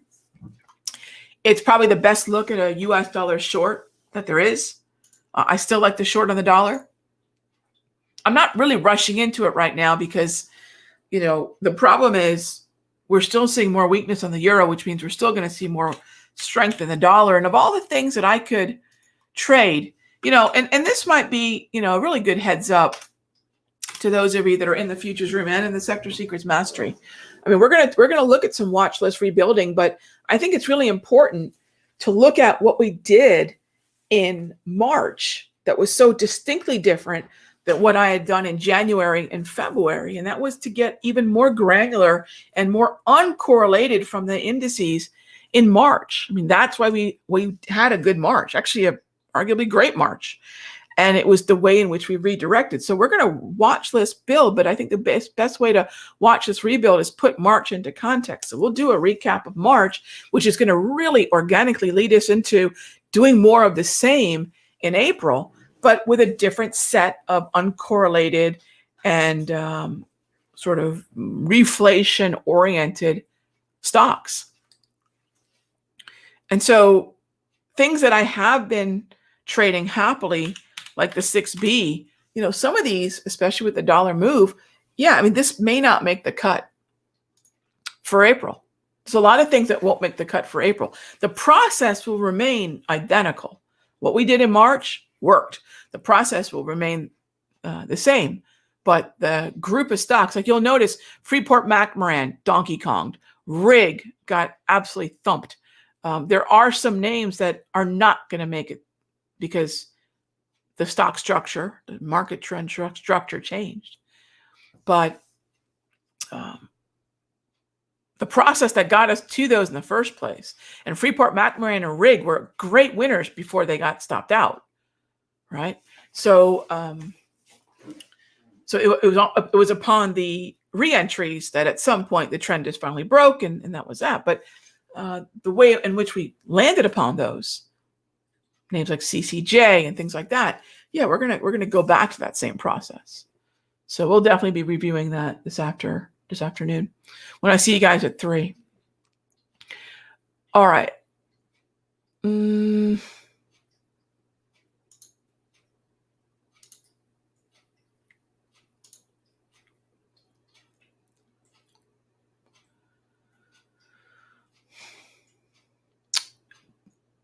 Peter asked, do I provide the labels in HPMR? Oh yeah, we talked about that. Sorry. Yes. Whatever I make available as far as free indicators, Peter, I put in the room drive for the futures folks so they can download whatever they want for the platform that they have. How do I gauge trend reversals using the V-score? I don't really look at it as a trend reversal tool. Thank you for the question. I look at more as a tool that suggests where support and resistance could be, not necessarily a trend reversal. For trend reversals, I think I can use that 1, 2, 3 pattern and the wave. Yeah. Okay. So, and yes, thank you for the advice on the snap windows disabling. I got to figure that out. I will. Oh, thanks for being on today, Raghee. No, my pleasure. We're going to be doing this every Monday. So someone will be on the air every Monday, taking you guys through a little sample of what we do in the futures room. So hopefully it's helpful. JP Morgan, Nikolai. Yeah, so that's an interesting question. JP Morgan takes us through a number of realities. JP Morgan takes us through the S&P because financials are heavily weighted within the S&P. JP Morgan then takes us into the XLF. And of course, the stock itself and the other heavily weighted names within the XLF. One of the things that I recommended last week, because again, all my cards on the table, we're long XLF in the mastery. So is it going to hold a little bit better than other sectors? I do believe it will. Is it going to be a name that we can continue to focus alongside on? Absolutely, double green.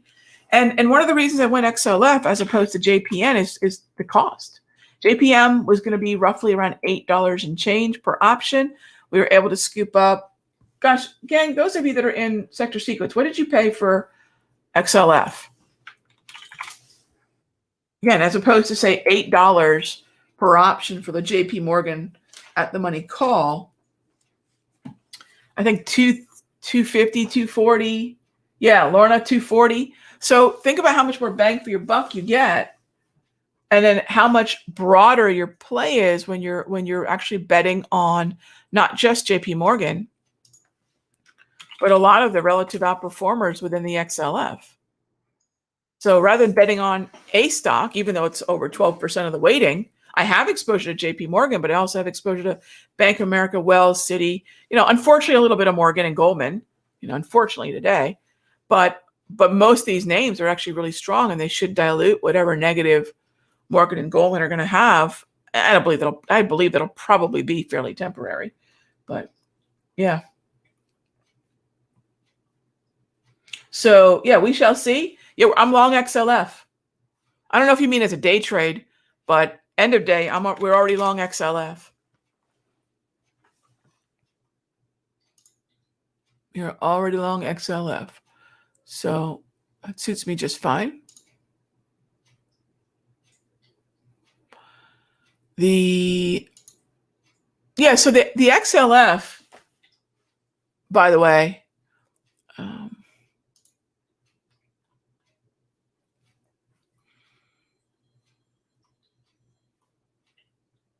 the XLF, do I like it intraday today? No.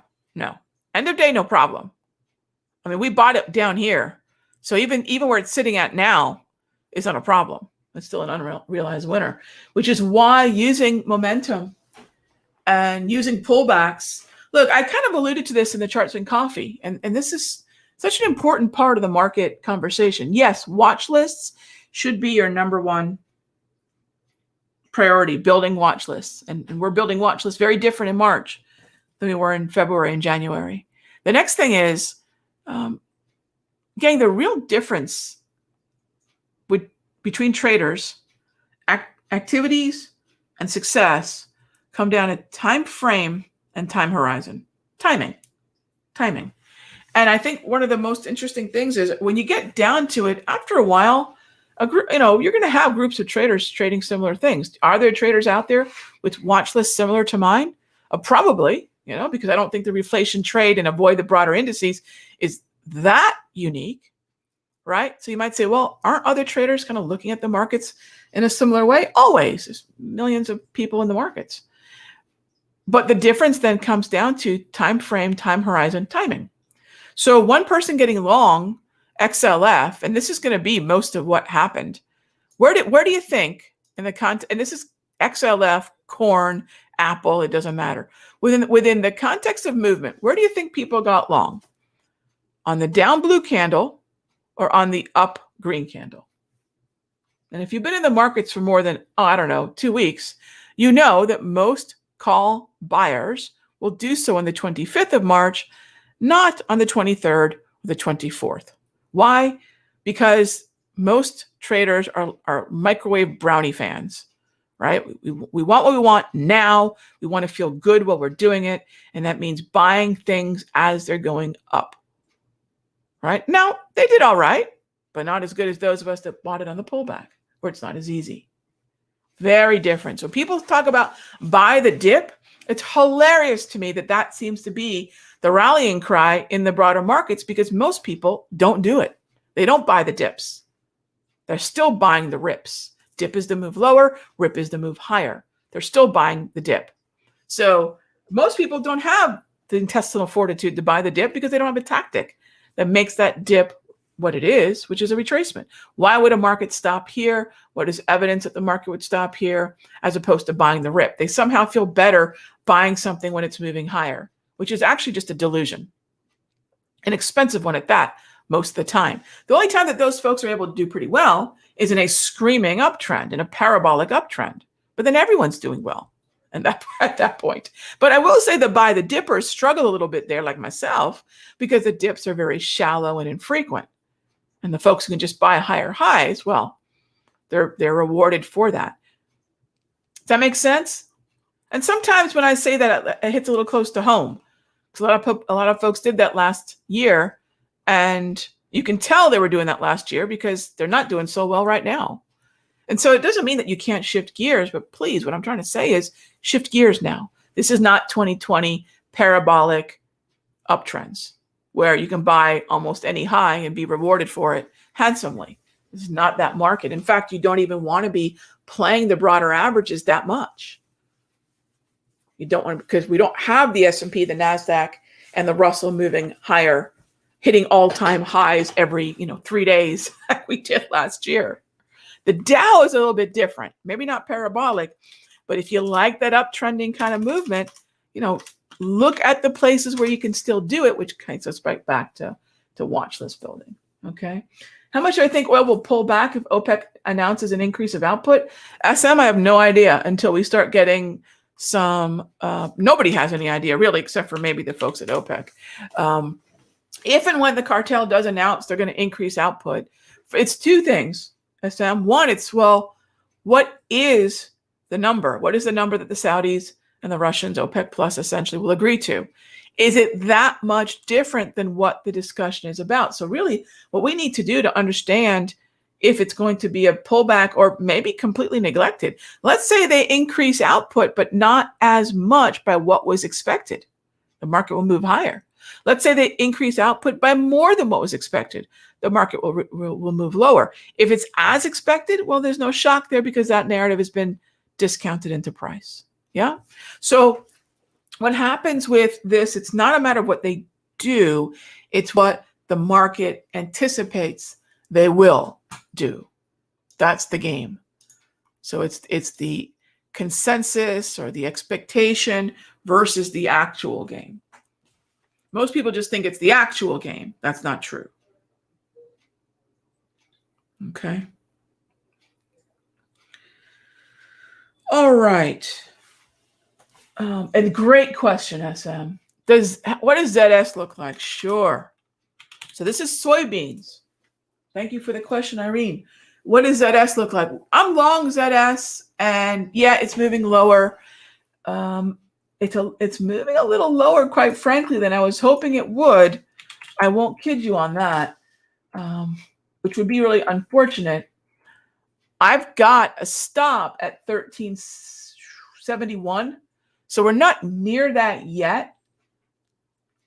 But at the same time, we've actually just moved down to where the moderate entry that I posted. Now, I posted this entry back on the 12th of March. So that means, and this is going to be similar to what I do in the mastery, that alert comes out the evening of the 12th of March, and you place alerts on your platform. So this morning, I got an alert, as I'm sure many of you did, as we crossed down through 1386 and a half.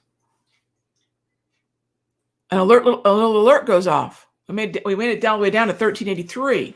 So a little alert goes off to remind me that, hey, with the bearish momentum, if I wanted to buy SOYB, or when we hit, and actually I had a limit order. So 1386 and a half alert was for SOYB calls. But as we traded down through 1386.5, my limit order gets filled.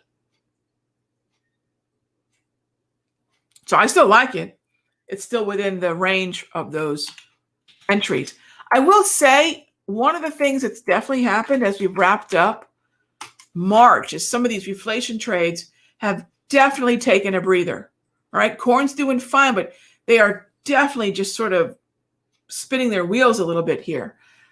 The longer term picture for corn and beans is unbelievably bullish, but it doesn't mean that we're not going to have periods of time where the market just takes a break. And I feel like it's taken a break easily over the last month. So it's been, to certain degrees, working for us. All right. Our first upside target, which I really should remind everybody, in corn was 555, which we hit. All right. So nobody who took our corn setup, which was sent earlier I think we had a couple setups in corn, right? We had the CORN, and we also had the ZC. I think we've gotten into ZC. We actually rolled into ZC a few times. So back on the 3rd, we got into corn, 532 and 524, which never got hit, but 532 was hit numerous times throughout the month. And then it finally went up to 555. So nobody here should be at anything worse in the futures room, gang. Anything worse than a break even on corn. Not a great trade, but hey, it moved from 532 to 555. I'll take that, especially in a market that's kind of stuck in a range. And I will continue to look to the long side until we can finally break out, which we have yet to do. But we've got this formidable value area high volume resistance sitting overhead at 560.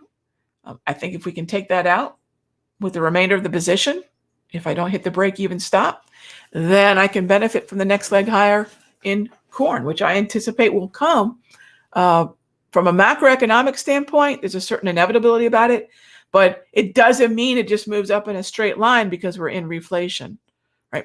Macro principles, which are probably the most misused and mistimed, even misunderstood parts of the market. Macro is not timing, gang. Macro is not earnings. Macro is not even this Archegos hedge fund imploding. And yet I hear people just use the word macro because I think it makes them think they look smart. Macro is pretty simple. It is actually really simple if you know what to measure. Growth, inflation, monetary policy, money supply. Everything falls under those buckets. Most things that people call macro, unfortunately, is actually fundamentals. Individual stock fundamentals. Macroeconomics are those broader tectonic plates of economies.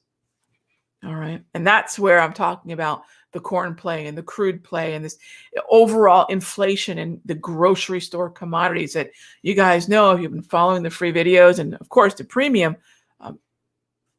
They've been working. They've been in play.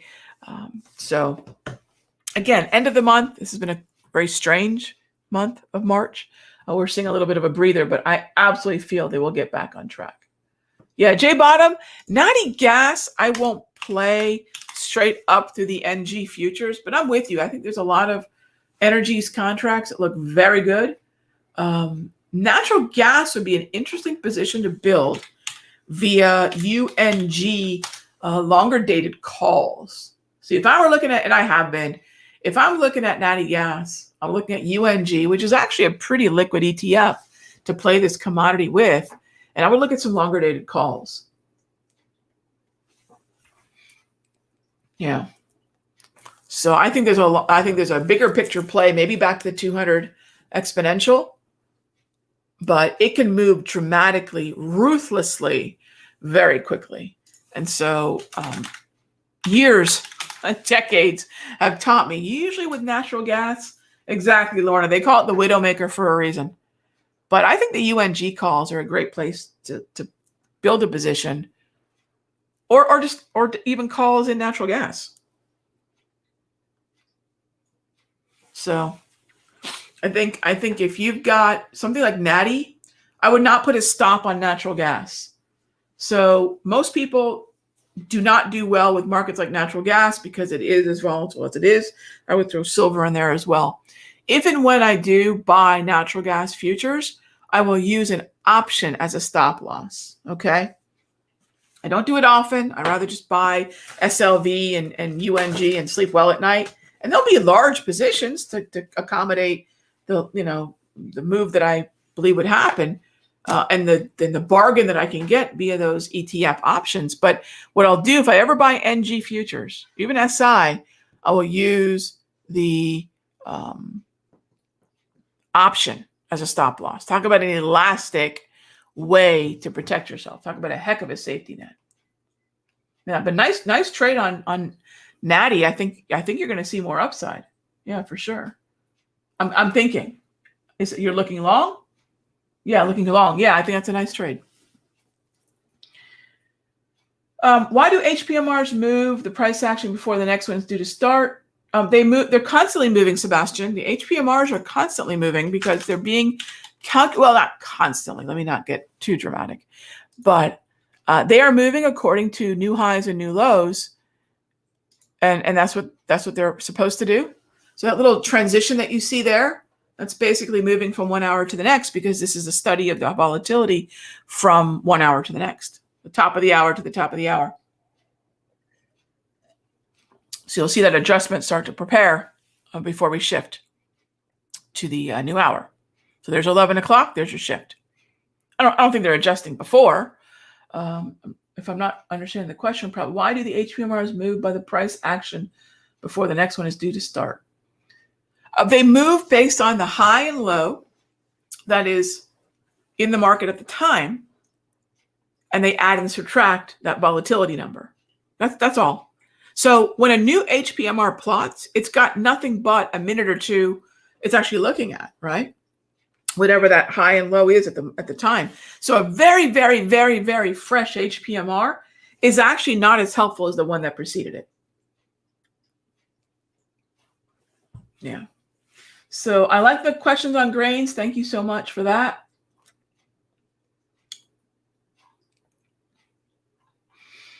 And let me grab a few more questions from the live stream here. Yes, Trader Mo. Yeah, I totally forgot April 1 expiration for this week's options because of Good Friday. Yeah. Exactly. We have a 4-day week. And that's another thing to keep in mind, gang. We have a truncated week this week. So Thursday is our Friday. Keep that in mind. So when traders want to wrap up their trades considering the long weekend, yeah, so just keep that in mind on Thursday. It is the Friday. It is where traders will consider the exposure that they want to keep going into the uncertainty of the weekend. And a long one at that.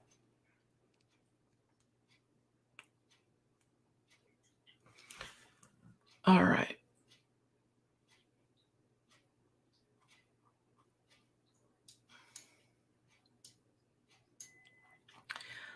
How do I use options as a stop loss? So Dorothy, if I'm long a market, like I was talking with Jay Bottom about the long natty, I'll buy a put. I'll have puts. So instead of having something that gets me out of the market, what I'll have is something that increases value to offset the losses in my long position. It may not be a tick for tick offset, but it's something that's going to diminish my unrealized loss, give me a more elastic stop loss. So what I'm going to have is something that, as my, say, natty gas position were to lose money, hypothetically, because I don't have a long natty gas position, if it moves lower, the value of the put increases. I don't do it often. I only do it in specific markets where the volatility is high enough where I know it can shake me out before the validity might carry me towards the ultimate target, or if it's a very volatile market, like natty gas and silver can be. Do I do any swing trades in the futures room? In the morning on the mic, Prabish, I will do mostly day trading, and then after 10:45, 11 o'clock, we might look at some longer term swings. But here's the thing. So first of all, swing trading to me is trend following, typically on a daily time frame. I want to be in it for days, if not weeks. A la corn, a la British pound, soybeans. We've had a number of copper. These trades, in many cases, lasted weeks. And I'll usually take them on a daily time frame, which means we need, margin, overnight margin. We can also play ETF alternative options and options on the underlying futures. I mean, those are all viable alternatives, but they're longer term, again, days to weeks. And so that I'll usually cover. Sometimes we'll cover it in the session here, but I do those in the premium video. So every night I record a premium video. I spend an awful lot of time talking to this microphone sitting on my desk here. And one of the things that I do is I record about a 15-minute video that's available to members where I discuss, sometimes I'll recap the morning price action, things like that. Sometimes I'll discuss the environment that we're in, as I have been quite frequently in the premium video. And then often there'll be setups for longer term commodities trades. But the thing to remember about commodities, unlike stocks, one thing I was just talking to my husband about over the weekend, it's interesting. Being a scanner of stocks is just a lot more time intensive because there's just so many darn stocks. I've been trading futures and Forex for most of my career, at least the last 20 years of it anyways. And then before that, it was more a mix of day trading and stocks the previous 10. But the last 20 years, it's been focused on futures and Forex. And look, in the Forex market, there's maybe 10, 12 viable pairs at any given time, depending upon the currency's strength and weakness contrast. And then in futures, it's not much more than that in terms of front month contracts with decent open interest and liquidity. So usually I could scan easily less than probably 40 to 50 symbols, and I was all set. To say that on the stock side, I'm scanning upwards of 200. Yeah, so scanning in the futures and Forex world is a lot more finite, and I love the compact nature of those markets. But on the flip side, when I do the sector secrets, I'm scanning dozens and dozens and dozens and dozens of stocks. And then when we leave a correlated environment where I'm not that interested in names that are tightly associated, weighted tightly with the broader averages, now that list actually grows because I'm not limited by what is tethered to the S&P, NAS, Dow in those sectors. Now I'm even moving outside of those. Not only am I still looking for relative outperformers in some of those sectors, but now I'm looking for relative outperforming sectors and stocks within those that are, as really in many ways, at arm's length from the indices, which is, by the way, what has been working. That's what's been working.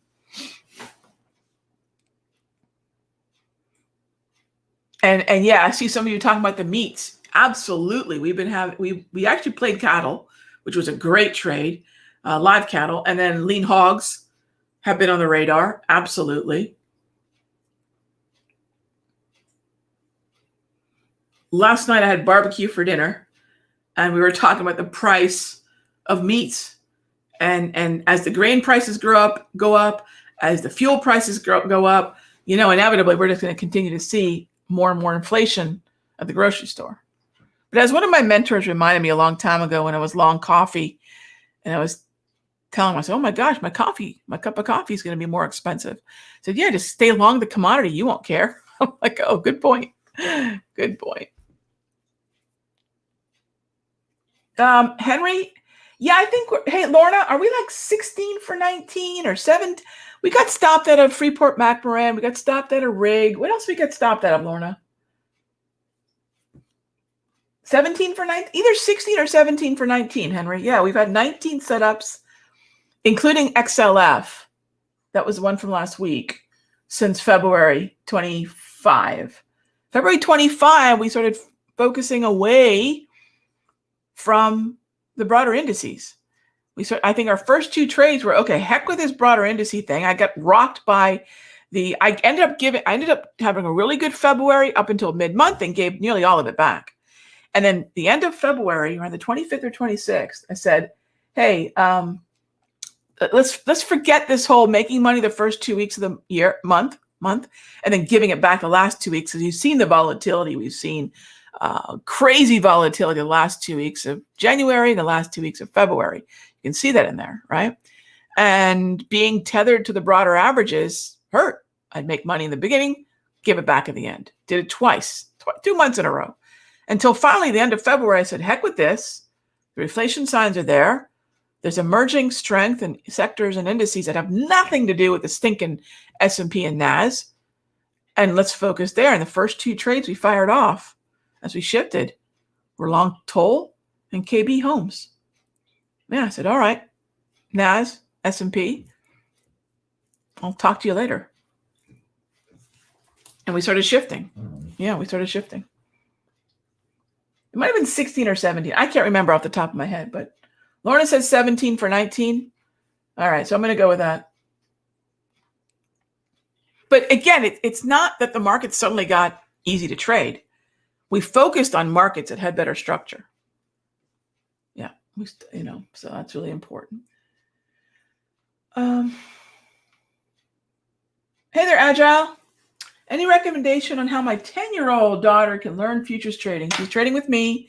It's made nice profit. Oh, I love that she uses to buy Roblox. I love it. See, now you're hitting my soft spot, which is I love when folks, golly, I thought I was young getting into the markets when I did.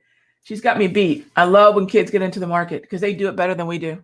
It's just colors and trends, and they don't have all this. Well, the fundamentals, no. Well, this hedge fund, no. They just trade what they see. They're smarter than us in that regard. And I love when they get into the market. So futures trading, I mean, stick with the trends, Agile. I think to be a commodity futures trader right now is going to be great. Stick with the trends. There's a lot of micros. I would say, now, granted, she's starting 5 years before I did, but teach her a handful of patterns, maybe 2 or 3. Enough where don't teach her one, because then she's going to see that one everywhere because there's nothing else to do, right? Teach her 2 or 3 patterns, and then just those 2 or 3, and just have her wait until one of those occur. That's what I would start with. Let me put some more thought into that, though. But that's the broad stroke. 2 or 3 patterns, and don't limit her to 1 or 2 markets. Maybe limit to markets that have reasonable overnight margin. Maybe limit to markets that have micros and minis. That was one thing I was very lucky to have done when I first started my commodity futures trading, which is I traded grocery store commodities, and I could trade corn for $400. I remember my initial margin was $405. I could trade cocoa for about $500. So there were a lot of inexpensive grocery store commodities that did not require a lot of margin.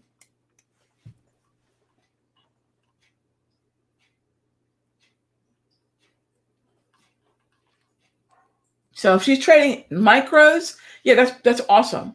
Yeah, it's currency micros. There's quite a few. There's gold micros.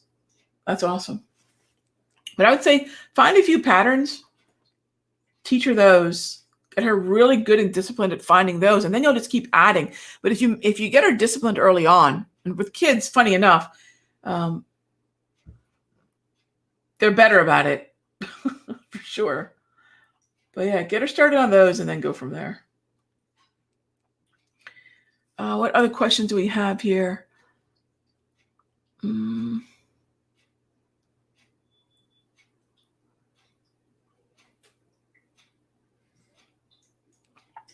Is TradeStation a good platform?